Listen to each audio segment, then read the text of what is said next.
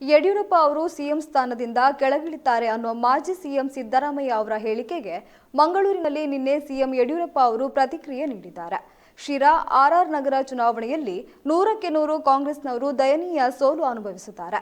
By election ಪದವೀಧರ ಚುನಾವಣೆಯಲ್ಲಿ ಸೋಲು ಅನುಭವಿಸುತ್ತಾರೆ.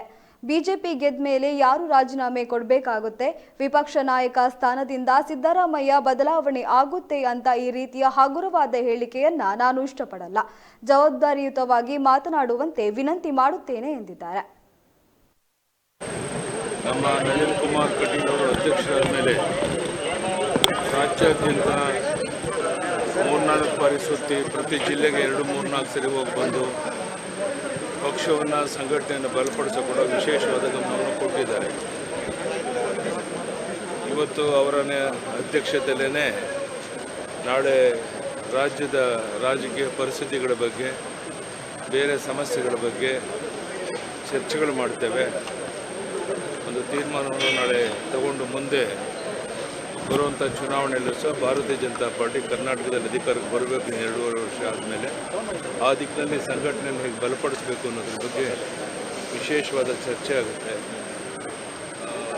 ನಾಳೆ ಸಾಯಂಕಾಲ ಮತ್ತೆ ಫ್ಲೈಟಲ್ಲಿ ವಾಪಸ್ಸು ಬೆಂಗಳೂರಿಗೆ ನಾವು ಹೋಗ್ತಾ ಇದ್ದೇವೆ. ಧನ್ಯವಾದ. ಯಡಿಯೂರಪ್ಪ ಒಂದು ಈಗ ಸಿದ್ದರಾಮಯ್ಯ ಅವರು ಇವತ್ತು ಒಂದು ವಿಷಯ ಹೇಳಿದ್ದಾರೆ.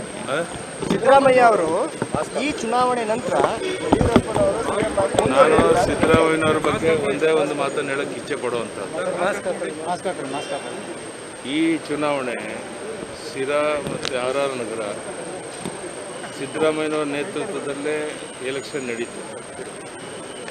100ಕ್ಕೆ 100 ದಯನೀಯವಾದಂಥ ಒಂದು ಸೋಲನ್ನು ಅನುಭವಿಸ್ತಾರೆ. ಈ ಸೋಲನ್ನು ಅನುಭವಿಸಿದ ಮೇಲೆ ಭಾರತೀಯ ಜನತಾ ಪಾರ್ಟಿ 2 ಕ್ಷೇತ್ರ ಗೆದ್ದ ಮೇಲೆ ಮತ್ತು ನಡೆದಂಥ ಗ್ರ್ಯಾಜುಯೇಟ್ ಟೀಚರ್ ಕಾನ್ಸ್ಟಿಟ್ಯೂನ್ಸಿಲೂ ನಾವು ಪೂರ್ಣ 100% ಗೆಲ್ಲೋದ್ರಿಂದ ಯಾರು ರಾಜೀನಾಮೆ ಕೊಡಬೇಕಾಗುತ್ತೆ?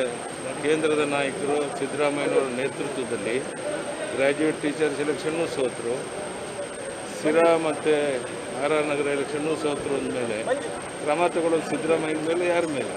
ಆದ್ದರಿಂದ ನಾನು ಸಿದ್ದರಾಮಯ್ಯನವ್ರಿಗೆ ವಿನಂತಿ ಮಾಡ್ತೇನೆ, ಬೇರೆ ಬೇರೆ ಕಾರಣಕ್ಕೆ ಇದುವರೆಗೆ ಯಾವುದೇ ಸಿದ್ದರಾಮಯ್ಯನವ್ರ ಹೇಳಿಕೆಗೆ ರಿಯಾಕ್ಷನ್ ಕೊಟ್ಟಿರಲಿಲ್ಲ. ಈ ಪ್ರಶ್ನೆ ಕೇಳಿದಂಥ ಉತ್ತರ ಕೊಡ್ತಾ ಇದ್ದೇನೆ. ದಯಮಾಡಿ ಇನ್ನಾದರೂ ಈ ಥರ ಬೇಜವಾಬ್ದಾರಿ ಹೇಳಿಕೆಯನ್ನು ಕೊಡುವಂಥದ್ದನ್ನು ಸಿದ್ದರಾಮಯ್ಯನವ್ರು ನಿಲ್ಲಿಸಬೇಕು ಅನ್ನುವಂಥ ವಿನಂತಿಯನ್ನು ಮಾಡ್ತೇನೆ. ಡೆಲ್ಲಿಯಿಂದ ನಮಗೆ ಸುದ್ದಿ ಬಂದಿದೆ, ಬದಲಾವಣೆ ಆಗುತ್ತೆ. ನಾನೇ ಹೇಳಿಲ್ಲ, ಡೆಲ್ಲಿಯಿಂದ ನಮಗೆ ಸುದ್ದಿ ಬಂದಿದೆ ಸಿದ್ದರಾಮಯ್ಯನವ್ರು ವಿರೋಧ ನಾಯಕನ ಬದಲಾವಣೆ ಮಾಡೋಕ್ಕೆ ಅಂತ. ಆ ಥರ ಹಗುರವಾಗಿ ಮಾತಾಡೋಕ್ಕೆ ಇಷ್ಟಪಡೋದಿಲ್ಲ. ಜವಾಬ್ದಾರಿಯಿಂದ ಸಿದ್ದರಾಮಯ್ಯನವ್ರು ಮಾತಾಡಬೇಕು ಅಂತೇಳಿ ಅವ್ರನ್ನ ವಿನಂತಿ ಮಾಡ್ತೇನೆ.